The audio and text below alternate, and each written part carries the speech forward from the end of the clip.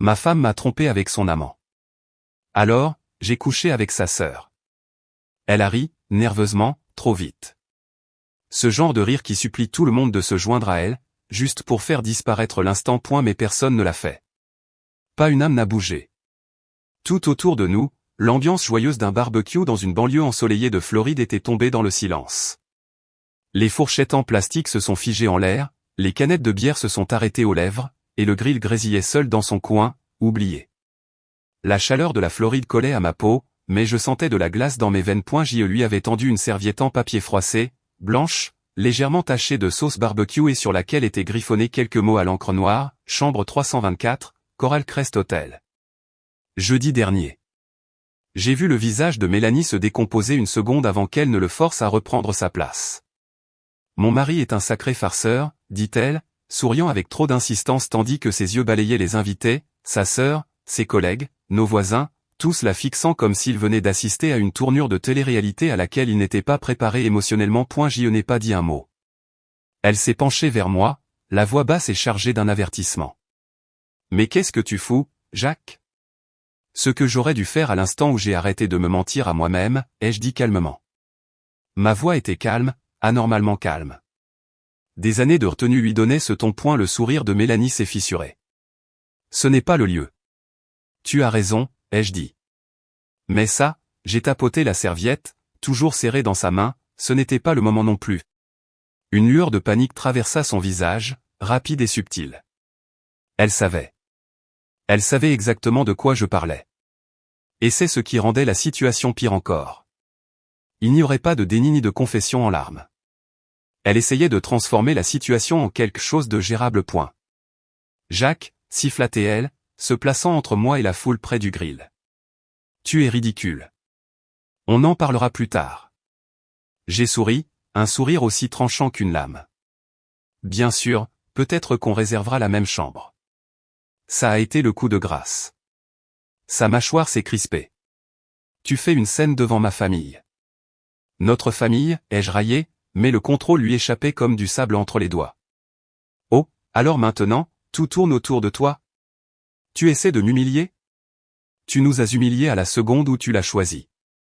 C'est sorti avant que je puisse le retenir. La façon dont son visage s'est durci me l'a confirmé. Elle savait que je savais. J'ai reculé d'un pas, assez pour que tout le monde puisse nous voir à nouveau. Je ne cachais plus la vérité. Qu'ils voient tous. Les gens ont détourné le regard. Quelqu'un a toussé. Un enfant a laissé tomber une canette de soda. Mélanie se tenait là, reine d'un royaume en ruine, essayant toujours de sauver les apparences. Et moi? J'en avais fini de jouer à la petite famille. Je n'ai pas crié. Je n'ai pas pleuré.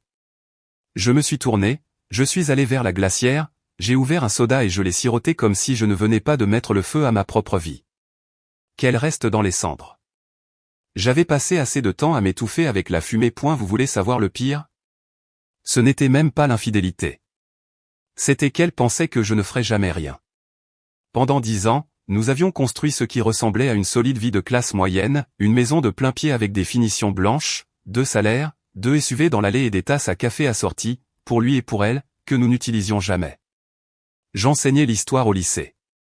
Elle dirigeait le marketing pour une start-up d'applications de fitness. Nous allions au barbecue du quartier, payions nos charges de copropriété, échangions des banalités polies sur les zones scolaires et les impôts fonciers. Mais en dessous, il y avait un silence glacial, le genre qui s'installe si lentement qu'on finit par ne plus remarquer le froid. Eh bien, je le sentais maintenant. Et pour une fois, je n'allais pas prétendre que ce n'était rien. Plus maintenant. Parce qu'aujourd'hui, c'était la première fois que je la voyais vraiment. Et elle n'aimait pas ce que je voyais. Ce soir-là, notre maison ressemblait à un showroom. Propre, élégante et absolument sans vie. Nous avions tous les artifices d'une vie bien orchestrée. La table basse en bois de récupération que nous avions achetée dans cette boutique hors de prix à Tampa. Le dosseret en marbre sur lequel elle avait insisté lors de la rénovation de la cuisine. Même la playlist qu'elle avait laissé tourner en fond sonore, un mix acoustique décontracté qui continuait de jouer comme si rien ne s'était brisé. Mais le silence entre nous, c'était la chose la plus assourdissante dans la pièce. Mélanie a retiré ses talons dès que nous sommes entrés et a jeté sa pochette sur la console de l'entrée, comme elle le faisait toujours. Elle ne m'a pas regardé. je l'ai suivi, d'un pas lent et régulier, de la même manière que je transportais une tasse de café pleine à travers la salle de classe, sans jamais me presser, toujours en contrôle point. Elle a finalement parlé quand j'ai atteint la cuisine. Tu m'as humilié, dit-elle, sans se retourner. Sa voix était mesurée, sèche, plus proche d'une déclaration de presse que d'une émotion brute. À notre propre barbecue, devant ma sœur, devant mon patron. Je me suis appuyé sur le comptoir, les bras croisés. Et toi, tu as humilié notre mariage devant la porte d'une chambre d'hôtel. Elle s'est retournée brusquement, les yeux flamboyants. Tu n'avais aucun droit de mentionner ça en public. C'était puéril, Jacques. Tu voulais m'humilier. Félicitations, tu as réussi. Je voulais que tu ressentes une fraction de ce qui m'étouffe, ai-je dit. On dirait que ça a marché.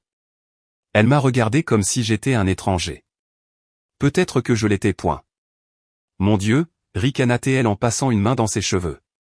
Tu es tellement dramatique ces derniers temps, on dirait le protagoniste d'un film indépendant. C'est épuisant. J'ai failli rire. C'est l'hôpital qui se moque de la charité, venant de quelqu'un qui se faufile en secret comme dans une mauvaise série Netflix. Elle a levé les yeux au ciel, les bras croisés, appuyés contre le réfrigérateur. Écoute, j'ai fait une erreur.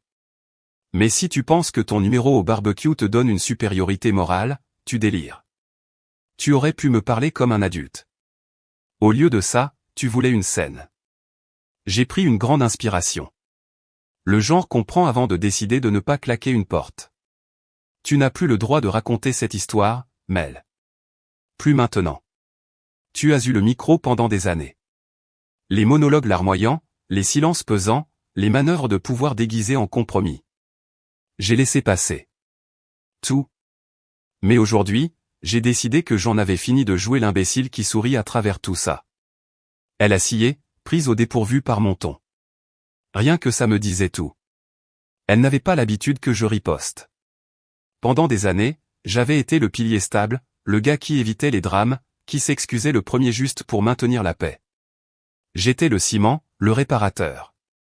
Mais quelque part en chemin, j'étais devenu un bruit de fond dans la lumière de ces projecteurs. Tu es différent ces derniers temps, dit-elle après une longue pause, sa voix plus basse maintenant. Tu es froid. Non, ai-je dit calmement. Je suis lucide. Nous sommes restés là, à nous regarder de part et d'autre de l'îlot de cuisine. Le granit entre nous semblait être un gouffre. Y a-t-il quelqu'un d'autre, demanda-t-elle soudainement, son ton changeant. Un mélange de curiosité, de jalousie et de peur. J'ai laissé la question en suspens. Je l'ai laissé mariner. Puis j'ai eu un sourire narquois. Ça rendrait les choses plus faciles pour toi, n'est-ce pas? Elle n'a pas répondu. Elle a juste attrapé un verre à vin dans le placard, s'est servi une généreuse rasade de rouge et a bu une gorgée comme si c'était une armure. Ne te fais pas d'illusions, ai-je ajouté en me tournant pour quitter la pièce. Le pire, ce n'est pas que tu m'aies trompé, c'est que tu pensais que je ne le remarquerais jamais. Sa voix m'a poursuivi dans le couloir. Et maintenant? Tu penses que tu vas me punir en quoi? En me faisant la tête, en te laissant pousser la barbe et en redécouvrant tes hobbies? Je me suis arrêté. Non, ai-je dit sans me retourner. Je vais juste te laisser sentir l'absence de quelqu'un qui en avait vraiment quelque chose à faire. Je suis allé me coucher sans un mot de plus. Elle n'a pas suivi. Et pour la première fois depuis longtemps, le lit semblait trop grand, mais aussi parfaitement à la bonne taille. Le lendemain matin, j'ai sauté le café et ne me suis pas soucié du petit déjeuner. J'avais juste besoin de bouger. Il y a ce parc à quelques rues de chez nous. Rien d'extraordinaire. Un sentier en boucle, quelques chênes penchés, un étang qui n'a jamais l'air tout à fait propre. Mais ce matin-là, c'était comme le seul endroit qui ne me mentait pas. Le soleil n'était pas encore bien haut. Il filtrait doucement à travers les palmiers, projetant de longues ombres sur l'herbe couverte de rosée. Je marchais sans but, sans écouteurs, laissant simplement mes baskets racler le bitume pendant que mes pensées s'entrechoquaient. Je n'ai pas pleuré. Je n'étais pas en colère. Je me sentais juste vide, comme si on m'avait vidé de ma substance et laissé comme une coquille vide. C'est devenu ma routine pour les jours suivants. Des matins calmes, de longues promenades. Je n'évitais pas Mélanie. Je ne pouvais simplement pas supporter de la voir boire son café comme si de rien n'était. Comme si nous étions juste un autre couple avec des tasses assorties et des petits déjeuners silencieux.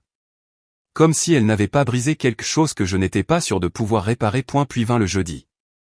Je venais de passer devant le vieux terrain de jeu, celui avec le toboggan tordu et les balançoires qui grinçaient toujours. C'est là que j'ai entendu quelqu'un appeler « Jacques ». Je me suis retourné. Elle avait les cheveux plus courts que dans mes souvenirs, mais ses yeux étaient les mêmes. Vifs, intelligents, un peu amusés partout. Holly était la fille qui était assise 2 rangs derrière moi au lycée, en cours de géométrie. Elle m'avait battu une fois à un concours de culture générale de l'État et m'avait taquiné à ce sujet pendant 1 an. Waouh, je ne t'ai pas vu depuis. Commença-t-elle, les sourcils haussés. La terminale, ai-je terminé, réussissant à esquisser un sourire surpris. Nous sommes restés là, maladroitement, un instant, comme 2 personnes essayant de se rappeler si elles avaient vraiment été proches ou si la nostalgie ne faisait que jouer à se déguiser. Tu habites dans le coin, ai-je demandé. Je suis revenu il y a environ 6 mois. Longue histoire, divorce, nouveau départ, dit-elle en haussant une épaule. J'ai hoché la tête lentement. Ouais, je comprends ça. Elle n'a pas insisté, ce que j'ai apprécié. Au lieu de ça, nous avons marché. Rien de lourd, pas de questions indiscrètes, juste un rythme partagé et une conversation légère sur l'étrangeté de grandir. Les cafés locaux qui avaient disparu, les nouveaux qui en faisaient trop. J'ai ri sincèrement pour la première fois depuis des jours. Alors que nous approchions de l'étang, elle s'est arrêtée et a regardé l'eau. C'est drôle comme certains endroits ne changent pas du tout, dit-elle, puis elle m'a jeté un regard de côté. Et pourtant, nous voilà. Nous avons échangé nos numéros de manière décontractée, comme 2 personnes qui pourraient se revoir ou non. Mais en rentrant chez moi, j'ai réalisé que quelque chose avait changé. Pas de façon spectaculaire, même pas consciemment, juste un déclic silencieux, comme une porte légèrement entr'ouverte là où elle avait été fermée auparavant. Ce n'était pas de l'espoir. Pas encore, mais c'était quelque chose qui s'en approchait. Nous avons convenu de nous revoir au parc 2 jours plus tard. Sans pression, sans programme, juste 2 personnes ayant besoin d'une conversation sans chant de mine. Je suis arrivé en avance, j'ai refait la grande boucle, laissant l'humidité s'imprégner dans ma chemise. Les matins en Floride sont trompeurs comme ça. Ils commencent pleins de promesses, puis vous font transpirer jusqu'à l'os à 10 heures. Holly est arrivé 10 minutes plus tard, tenant 2 gobelets en carton d'un café voisin. Noir avec une pointe de culpabilité, a-t-elle plaisanté en m'en tendant un. Ou de crème. J'ai oublié ce que tu aimais. La culpabilité, ça marche, ai-je dit en souriant. La culpabilité, c'est assez juste ces jours-ci. Nous nous sommes assis sur un banc usé face à l'étang. Des canards glissaient, comme si rien au monde ne valait la peine de se presser. Je les ai enviés un moment. Nous avons juste regardé l'eau. Puis Holly a expiré et a dit, on dirait que tu portes toute une histoire dans ton regard. J'ai marqué une pause. J'ai tendu à ma femme une serviette avec un numéro de chambre d'hôtel dessus, ai-je dit. Lors d'un barbecue, devant une 20aine de personnes. Elle n'a pas eu de sursaut ni grimacé, elle a juste hoché la tête. Ça semble précis. Ça l'était. Est-ce qu'elle le méritait? J'ai fixé l'horizon. Disons simplement que ce n'était pas mon écriture sur le registre de l'hôtel. Elle s'est penchée en arrière lentement. Waouh. Oui. Nous sommes restés silencieux à nouveau. J'ai senti quelque chose se desserrer dans ma poitrine. Pas une libération, pas un soulagement, mais peut-être une reconnaissance. Elle n'avait pas pitié de moi. Elle ne se penchait pas sur moi comme si j'étais une tragédie à collectionner. Elle écoutait, simplement. Elle a commencé à parler ensuite, sans me regarder. Mon frère Brian, c'est un cliché ambulant. Beau gosse, charmant, un aimant à chaos. Le genre de type que les femmes appellent une leçon, pas un petit ami. Il a toujours été comme ça. Je l'ai regardé, les sourcils haussés. Vous n'êtes pas proches. Aussi, nous sommes proches. C'est la famille, mais je garde une distance émotionnelle de sécurité. Ça aide à éviter le coup du lapin. Elle a siroté son café, le regard toujours fixé sur l'eau, puis a ajouté si nonchalamment que j'ai failli ne pas l'entendre, il est de passage en ville à nouveau, pour un court séjour. Il est revenu la semaine dernière. Quelque chose à propos d'une conférence ou d'une conquête, j'ai arrêté de demander. Mes doigts se sont resserrés autour du gobelet. Un frisson m'a parcouru. Pas à cause de la boisson.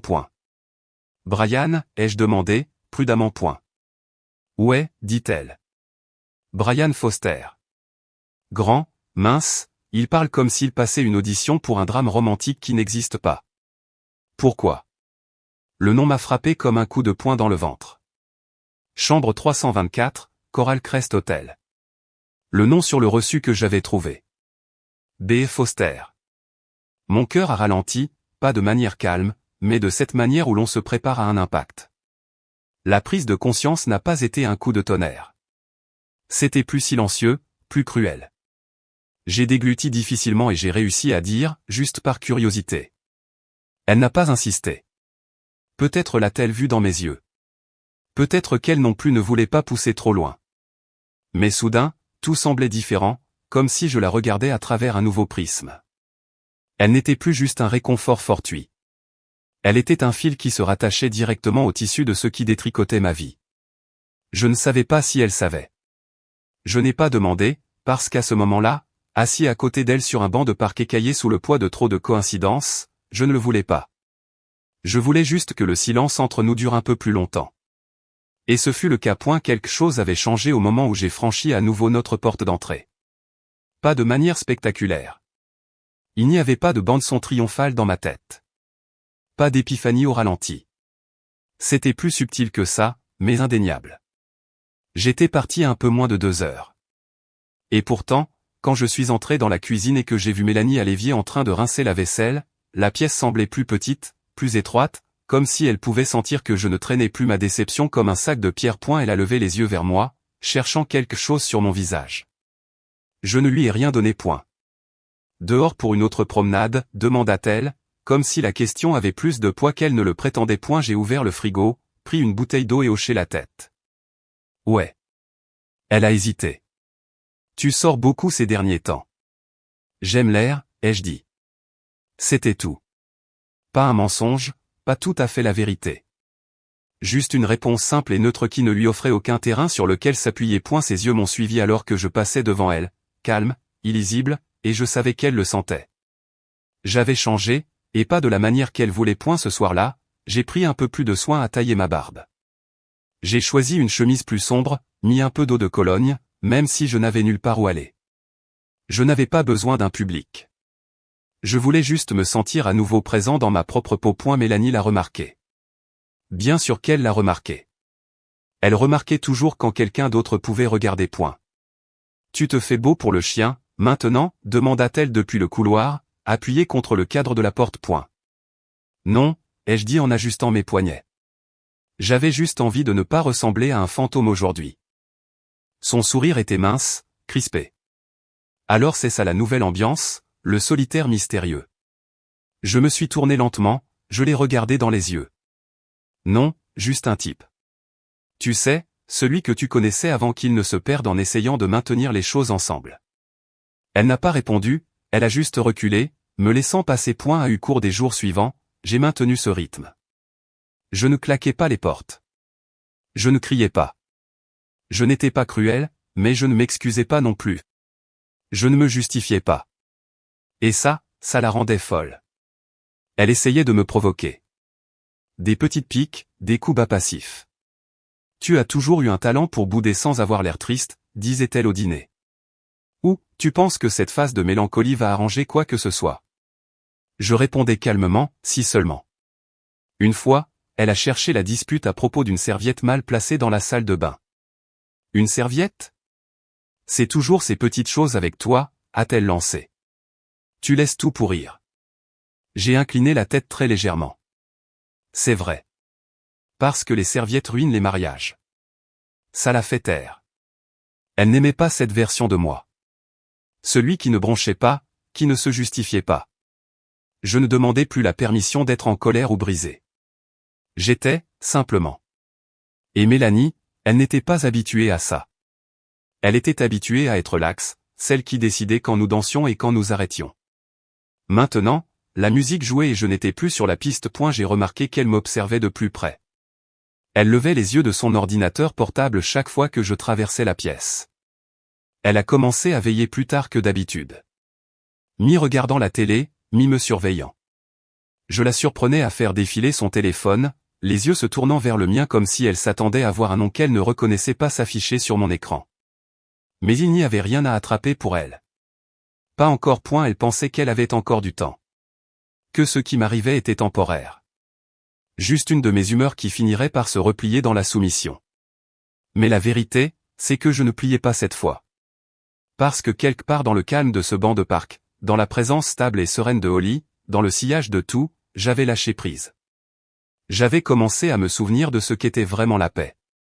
Et Mélanie, elle commençait à comprendre ce que c'était de la perdre. Tout a commencé par un café. Pas une grande invitation, juste un simple texto de Holly, on va boire un café un de ces jours? J'ai fixé l'écran pendant une bonne minute avant de répondre, oui, ça me plairait. Nous nous sommes retrouvés dans un café tranquille, niché derrière une librairie juste à l'extérieur de la ville.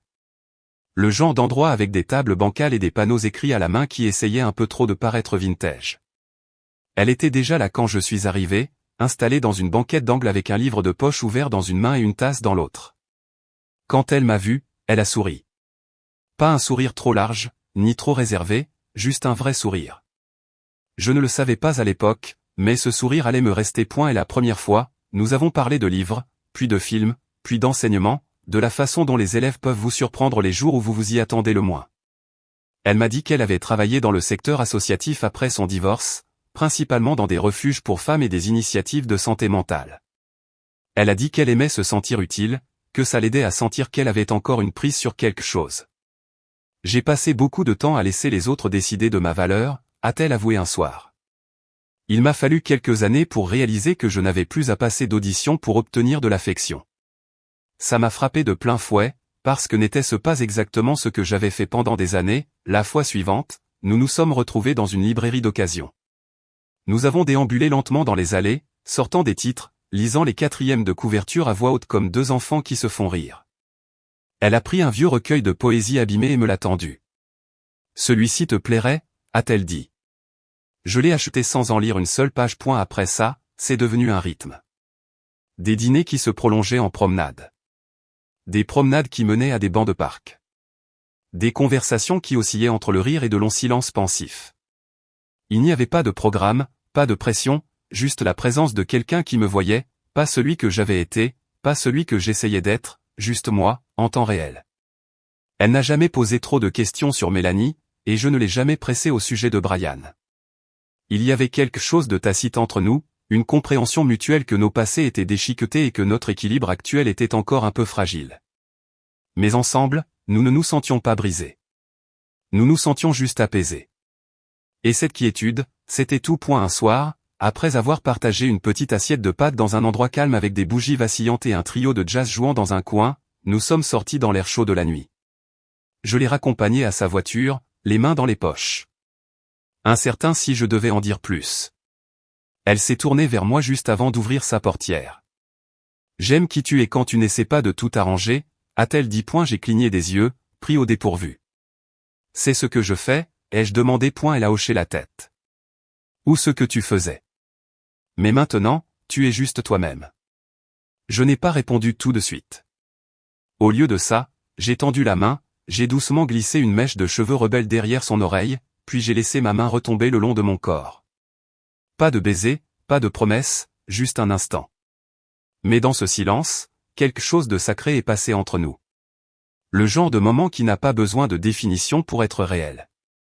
Elle est montée dans sa voiture, et j'ai regardé les feux arrière disparaître dans le virage de la route. En rentrant chez moi, je ne pensais plus à la vengeance. Je pensais à un commencement. Mélanie avait toujours eu 2 temps d'avance dans une conversation. C'était sa spécialité, savoir ce que les gens allaient dire avant qu'ils ne le disent. Elle construisait sa vie comme un échiquier, anticipant toujours le prochain coup. Mais maintenant, elle ne pouvait plus me lire, et ça la terrifiait. Elle me surveillait comme un détective, ses yeux suivant chacun de mes mouvements. De la durée de ma douche à savoir si je changeais d'eau de Cologne, en passant par la fréquence à laquelle je regardais mon téléphone. Chaque regard que je ne lui retournais pas. Chaque porte que je ne fermais pas complètement. Soudain, tout avait une signification pour elle. Mais je ne lui donnais rien. Nos conversations sont devenues des pions superficiels. Pas de courant sous-jacent. Comment s'est passée ta journée, demandait-elle en faisant semblant de feuilleter un magazine. Bien, disais-je sans lever les yeux du canapé. Quelque chose de nouveau. Non. Je ne mentais pas. Je ne développais pas, c'est tout. Elle me demandait où j'allais et je lui répondais vaguement. Dehors. Dehors où? Nulle part en particulier. Et puis je sortais, sans lui donner ce qu'elle voulait le plus, l'accès. Pas l'affection. Pas la colère. L'accès. Cette corde invisible qu'elle avait l'habitude de garder enroulée autour de mes décisions. Plus je me dérobais, plus elle devenait désespérée. Un soir, je suis rentré plus tard que d'habitude, vers 22 heures. Je n'étais pas allé loin, j'étais juste resté assis dans ma voiture devant le parc, à écouter une vieille playlist de l'époque où les choses semblaient plus simples.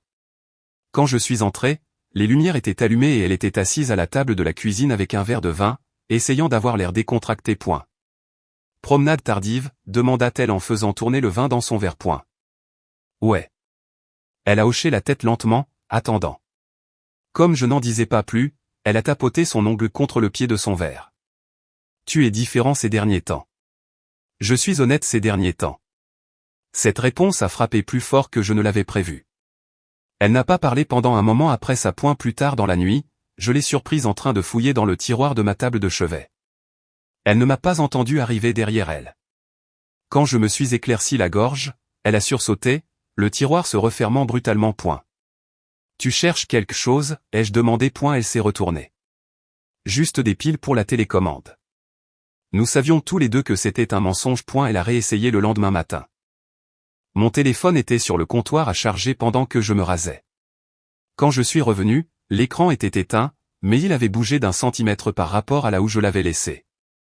Je n'ai rien dit, je l'ai juste pris, je l'ai glissé dans ma poche et je l'ai embrassé doucement sur la joue, comme un étranger le ferait. Elle a tressailli. Et il n'y avait pas de message de Holly.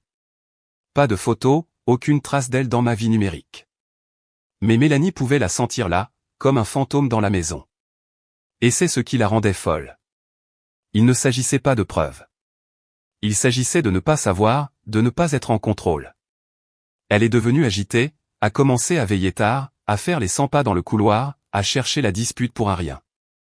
Une fois, elle m'a accusé d'avoir déplacé ses clés. Tu essaies de me manipuler, a-t-elle lancé. Je les laisse toujours sur le crochet. J'imagine qu'elles ont bougé toutes seules, alors. Cette phrase l'a presque fait exploser. Mais je n'ai pas crié. Je n'ai même pas souri. Je suis juste passé devant elle, calme comme un homme qui n'a plus rien à débattre. Et c'est là que je l'ai vue.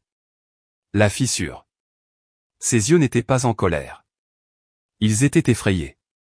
Pas de moi, mais du vide que j'avais laissé derrière moi. De la version de moi qui n'avait plus besoin de sa réaction pour valider mon existence. Elle a essayé de me provoquer une dernière fois cette semaine-là. S'est glissée dans le lit en portant le vieil ensemble en soie qu'elle savait que j'aimais.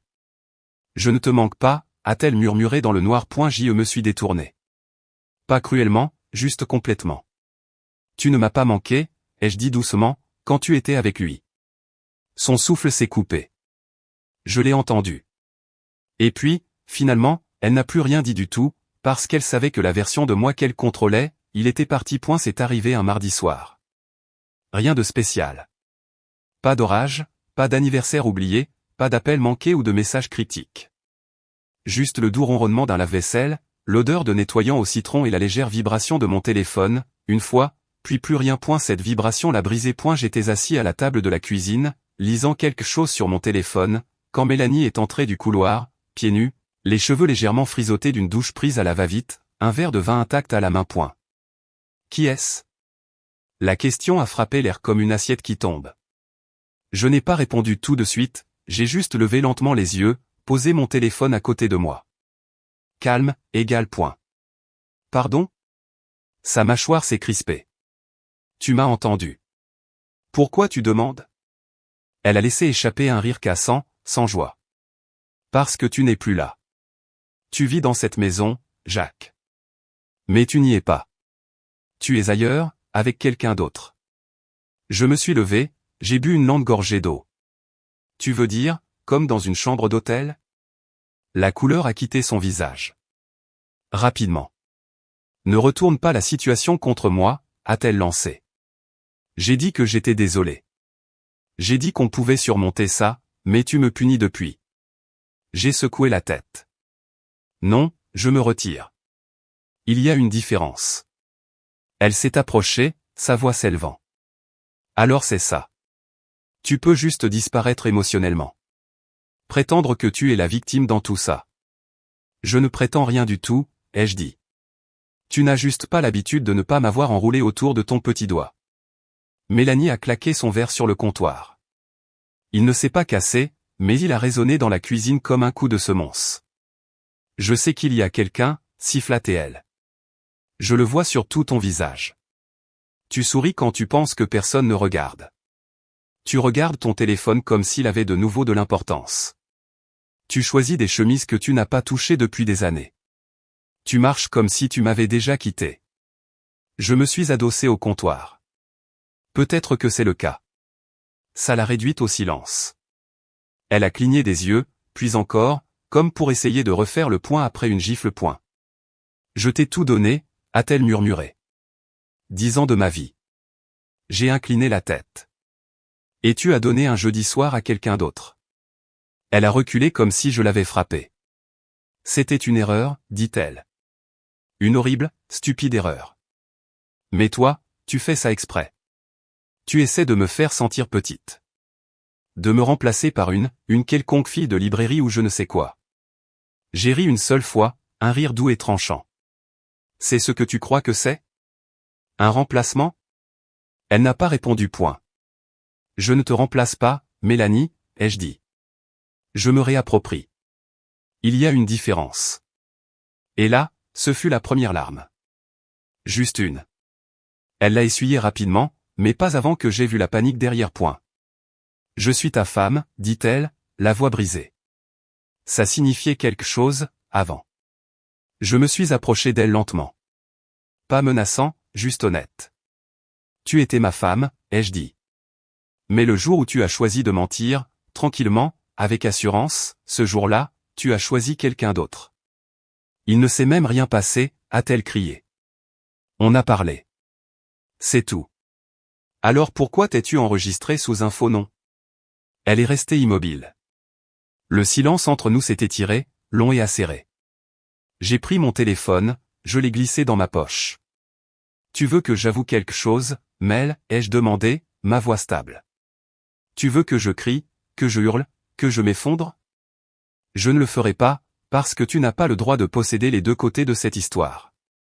Elle a reculé contre le réfrigérateur, respirant lourdement maintenant. Son contrôle, sa posture, sa voix, sa domination s'effritant rapidement point. Je veux juste la vérité, dit-elle, d'un ton plus suppliant qu'auparavant point. J'ai hoché la tête une fois. Tu l'as déjà. Tu n'aimes juste pas ce qu'elle dit de toi. Je l'ai laissée là, tremblante derrière son verre de vin, seule dans une cuisine pleine de comptoirs polis et d'air froid. Derrière moi, le silence est revenu, assourdissant, final, et pour la première fois, c'était à elle de le porter, pas à moi point. C'était une autre fête de quartier. Brochette grillée, chaise pliante sur une pelouse clairsemée, enceinte Bluetooth qui en faisait un peu trop. Le genre d'événement où tout le monde arborait des sourires polis et chuchotait derrière des lunettes de soleil teintées. Je n'avais pas prévu d'y aller, mais ce matin-là, Oli et moi prenions le petit déjeuner œufs brouillés, toast, rire discret à propos d'un article de journal qu'elle lisait à voix haute et j'ai vu l'invitation toujours collée sur le frigo point. Tu veux venir, ai-je demandé, pensant à moitié qu'elle dirait non. Mais elle ne l'a pas fait. Elle a juste dit, bien sûr, comme si c'était la chose la plus naturelle au monde point. Elle portait une robe d'été bleu clair, ses cheveux relevés de cette manière désinvolte que certaines femmes maîtrisent. Et quand elle est sortie de la voiture à mes côtés, dans la chaleur lourde du soleil de Floride et le bourdonnement des conversations, le monde a basculé. Les têtes se sont tournées. Pas rapidement, pas de façon spectaculaire, mais progressivement, comme une vague de reconnaissance balayant la foule. Les gens ont remarqué la façon dont elle a touché mon bras, la façon dont je me suis penché quand elle parlait, la façon dont nous nous regardions comme si personne d'autre n'existait point. Et puis Mélanie nous avait eu je l'ai repéré près de la table des boissons, vêtue de blanc comme si cela pouvait en quelque sorte blanchir la tache de ses choix. Un verre de rosé pendait mollement dans sa main. Son sourire était figé, ses épaules tendues sous le prétexte décontracté d'appartenance. Quand ses yeux se sont posés sur Oli, elle n'a pas scié. Quand ils se sont déplacés vers moi, j'ai vu quelque chose s'effondrer derrière eux. Je n'ai pas détourné le regard point. J'ai pris la main de Oli dans la mienne. Pas pour la performance, pas par dépit, juste sincèrement. Et ensemble, nous sommes entrés dans le jardin point et la conversation a baissé d'un ton. Les gens ont murmuré. L'air s'est tendu. Holly n'a jamais bronché. Elle a salué tout le monde avec le genre de chaleur qui fait douter les gens de la véracité des chuchotements. Et moi, pour la première fois depuis des années, je ne me sentais pas comme celui qui devait s'expliquer. J'existais, simplement, avec quel point nous nous sommes dirigés vers la table de la nourriture. Les voisins nous ont adressé ces petits hochements de tête forcés, des bonjours polis teintés de curiosité. Je m'en fichais. Mon monde s'était rétréci à l'espace entre le bout des doigts de Holly et les miens. Puis Mélanie a traversé le jardin. Elle marchait lentement, délibérément, son vin toujours à la main, les yeux rivés sur Holly. Les gens s'écartaient comme s'ils sentaient que quelque chose allait se passer. Holly s'est tournée avant que je puisse dire quoi que ce soit, comme si elle l'avait senti. Elles se sont tenues à 1 mètre l'une de l'autre, le bourdonnement de la foule tombant dans un quasi-silence. Mélanie a souri, un sourire mince et glacial. Alors, c'est vous la raison. Holly n'a pas tressailli. Elle a rencontré le regard de Mélanie, calmement, doucement, puis a dit à voix basse, mais sans s'excuser, je ne suis pas la raison. Je suis ce qui est venu après. Cette phrase a atterri comme un coup de tonnerre. Le sourire de Mélanie a eu un soubresaut. Sa prise s'est resserrée sur le pied de son verre. Il n'est pas celui que vous pensez. Je sais exactement qui il est, a dit Holly. J'ai rencontré la version de lui que vous avez essayé d'effacer. Mélanie a ri, mais cela sonnait creux. C'est embarrassant pour vous. Non, a dit Holly, sa voix comme une eau calme. C'est douloureux pour vous. Mélanie s'est figée pendant une longue seconde. Elle ne respirait plus. Puis Holly s'est approchée. Pas menaçante, juste inébranlable. Je ne suis pas venu voler ce que vous avez jeté. Je suis venu témoigner de qui il est devenu sans vous. Les yeux de Mélanie ont brillé, mais les larmes ne sont pas tombées. Pas encore. Elle s'est retournée et est partie sans un mot. A simplement disparu dans la maison comme un fantôme, trop fière pour admettre qu'elle s'était effacée. Holly s'est retournée vers moi. J'espère que ce n'était pas trop, a-t-elle dit. J'ai secoué la tête lentement. C'était juste ce qu'il fallait. Nous avons passé le reste de la soirée sur la terrasse, sous les guirlandes lumineuses et le doux bourdonnement de jazz provenant de l'enceinte de quelqu'un. Les gens ont fini par se détendre, parler, rire à nouveau, mais le poids de ce moment est resté avec moi, parce que quelque chose de définitif s'était produit, et Mélanie le sentait aussi. C'était vers la fin de la soirée, quand les lanternes au-dessus de nos têtes brillaient d'une lueur douce et tamisée, et que l'odeur d'ananas grillé flottait encore dans l'air. Les conversations s'étaient réduites à de petits groupes. La plupart des gens sirotaient, se calmaient, prêts à mettre fin à la soirée. C'est à ce moment-là que Mélanie est réapparue. Elle est sortie par la porte arrière comme si elle s'était préparée pour la guerre. Pas de verre de vin cette fois, juste une posture raide, des yeux perçants et un silence qui poussait instinctivement les gens à lui laisser de l'espace. Holly et moi étions près de la balustrade de la terrasse, nos mains ne se touchant plus, mais toujours proches, toujours liées par tout ce qui venait d'être dit et non dit. Quand Mélanie s'est arrêtée juste devant nous, je me suis redressé, mais Holly n'a pas bougé du tout. Il faut que je te parle, dit Mélanie. Sa voix était sèche, ne me regardant pas. Holly a hoché la tête une fois. Allons faire un tour. Elles ont dépassé les guirlandes lumineuses et sont entrées dans le jardin de côté, où les buissons ont absorbé le murmure de la fête. Je n'ai pas suivi. Je suis juste resté là, à les regarder disparaître dans l'ombre. Les minutes ont passé. Pas de cris, pas de portail claqué, juste le calme. Puis elles sont revenues. Holly la première, son expression illisible, mais pas ébranlée. Mélanie suivait quelques pas derrière, plus lente, plus pâle. Elle semblait plus petite, en quelque sorte, comme si l'illusion du contrôle s'était finalement dégonflée, la laissant vide. Elle est passée devant moi sans un regard, directement dans la maison. Tranquillement, Holly est revenue à la balustrade et s'y est appuyée. Ses doigts ont effleuré les miens. J'ai finalement demandé, qu'est-ce qu'elle a dit? Elle n'a pas répondu tout de suite. Elle a dit qu'elle ne méritait pas ça. Que je ne connais pas toute l'histoire. J'ai ricané doucement. Et qu'est-ce que tu as répondu? Holly a levé les yeux vers les arbres sombres qui se balançaient au-dessus de nous. Puis elle a tourné son regard vers moi. Je lui ai dit que peu importe ce qu'elle pense mériter. Ce qui compte, c'est ce qu'elle a laissé mourir pendant qu'elle était occupée à être le centre de tout. J'ai hoché la tête lentement. Merci.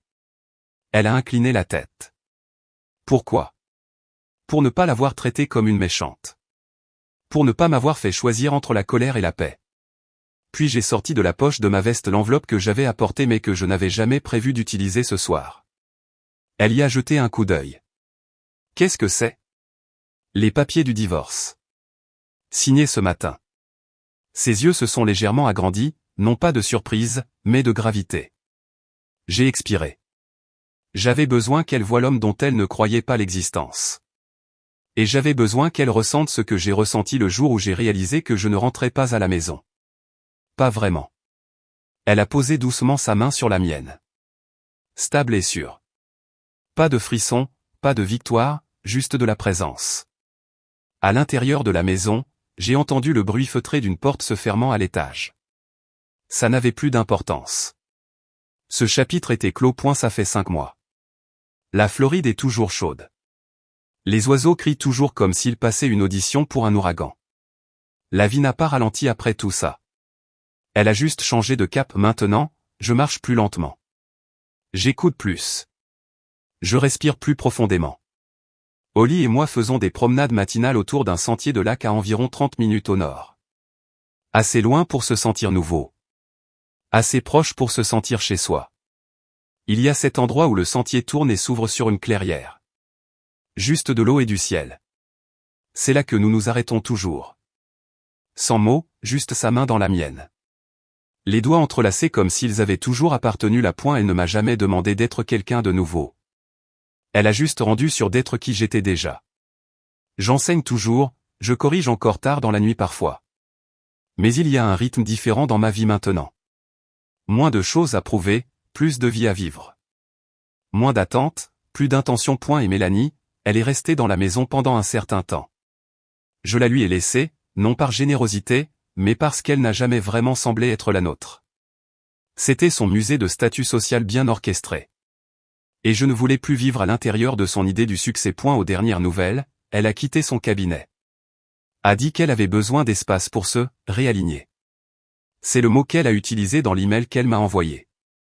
Réaligner. Froid, précis, comme tout ce qu'elle fait. Je n'ai pas répondu. Son frère, Brian, ne lui a plus jamais parlé après que je lui ai envoyé une copie du reçu de l'hôtel avec une courte note qui disait « Elle ne t'a jamais dit que c'était moi, n'est-ce pas ?» Pas de réponse. Pas besoin. Certaines trahisons ne se recyclent pas. Elles cessent simplement de résonner. Les chuchotements du quartier se sont tus aussi. Les gens ont arrêté de poser des questions une fois qu'ils ont réalisé que je ne nourrirais pas leur curiosité. Nous n'étions plus un scandale. Nous étions juste un chapitre clos dans le livre de quelqu'un d'autre. Parfois, je pense encore à ce barbecue, au silence qui est tombé après que je lui ai tendu cette serviette. La façon dont son rire a flanché. La façon dont tout le monde a retenu son souffle comme s'il venait de réaliser qu'il mangeait dans une maison aux fondations fissurées. Ce n'était pas de la vengeance. C'était une libération. Ce moment, c'était le commencement. Pas de quelque chose de dramatique. Pas une grande histoire d'amour avec des feux d'artifice et des vœux, mais de ça. De Holly à côté de moi. D'un café qui a le goût du calme. D'une vie où je n'ai plus besoin d'élever la voix pour me sentir entendu. Parfois, tard dans la nuit, je pense à Mélanie faisant défiler de vieilles photos. Sa vie bien orchestrée défilant image par image sur un écran qui ne répond pas. Son doigt planant sur mon nom dans ses contacts. N'appelant jamais. Sachant qu'aucune version de cette conversation ne se termine avec celle qu'elle était. Parce que je ne suis pas parti pour courir après quelque chose de mieux. Je suis parti parce que je me suis enfin vu clairement, et je n'allais pas.